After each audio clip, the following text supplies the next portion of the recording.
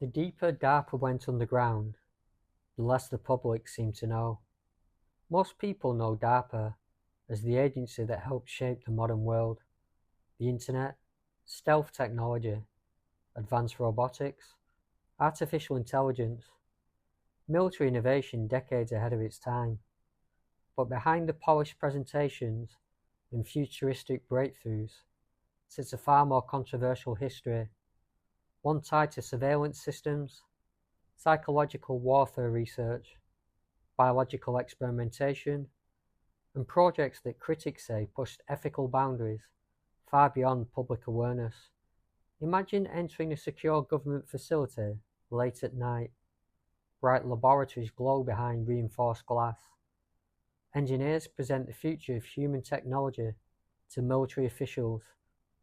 Autonomous systems move silently across test chambers. Artificial intelligence predicts battlefield outcomes before soldiers even arrive. And beneath it all, another level exists: restricted compartments, sealed projects, classified research, programs most people would never hear about unless something leaked, failed, or was exposed years later. DARPA, originally created as ARPA in 1958 after the Soviet launch of Sputnik, was designed to present the United States as ever falling technologically behind again. And in many ways, it succeeded. ARPANET became the foundation for the modern internet. Military satellite systems evolved into technologies now connected to GPS. Advanced aerospace research changed modern warfare forever. But during the Vietnam War, ARPA also became heavily involved in counter-insurgency research and experimental military programs tied to jungle warfare, environmental control, battlefield surveillance, and predictive monitoring systems.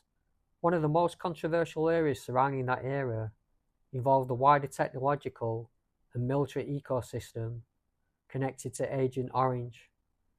Millions of gallons of chemical defoliants were sprayed across Vietnam in operations intended to destroy forest cover and enemy supply routes. Years later, many American veterans reported devastating long-term illnesses, cancers, neurological disorders, respiratory disease, and other chronic conditions believed to be linked to toxic exposure.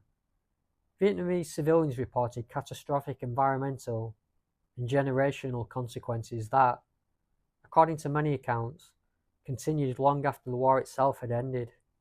And for countless veterans, the suffering did not stop when they came home. Many spent years fighting for recognition, compensation, medical support, and acknowledgement of what they believed their exposure had caused. Some described the process as another war entirely, one fought through paperwork, denial, bureaucracy, and institutional resistance.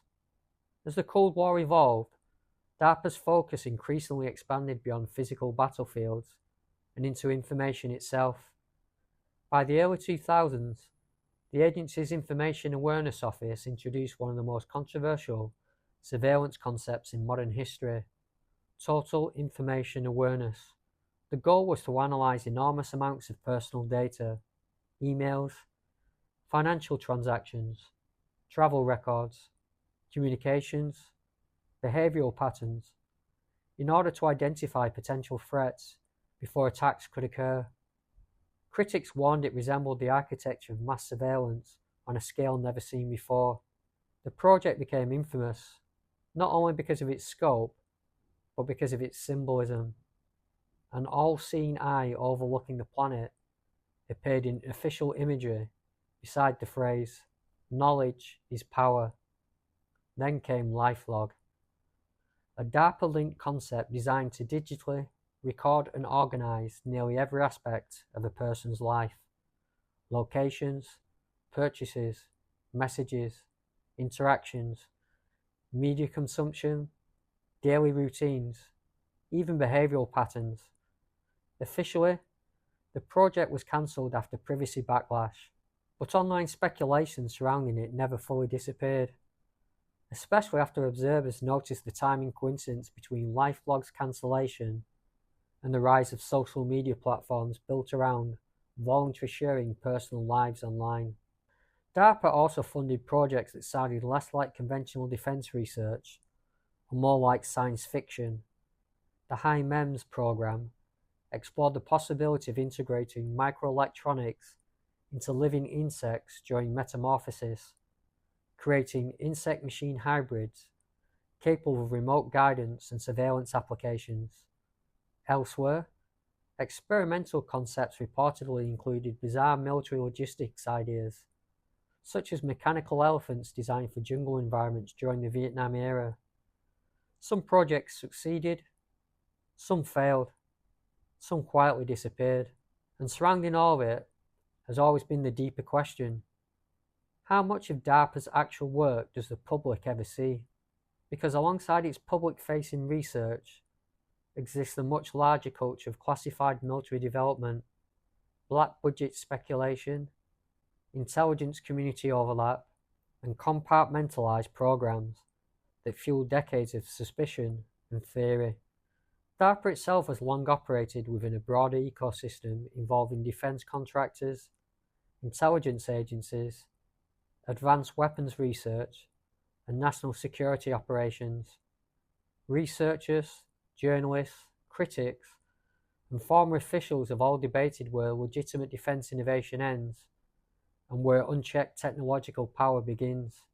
Today, many of the technologies once considered impossible are no longer theoretical. Autonomous warfare systems already exist. Artificial intelligence now analyzes human behavior at enormous scale. Neural interface research continues advancing.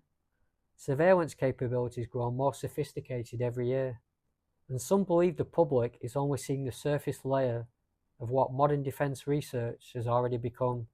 Maybe DARPA truly is what supporters claim: an agency designed to protect the future through technological innovation. Or maybe its history reveals something more complicated: a world where secrecy, experimentation, surveillance, and military ambition have been evolving quietly behind closed doors for decades. Because the most unsettling question may not be what DARPA has already revealed to the world, but what it never intended the world to see at all.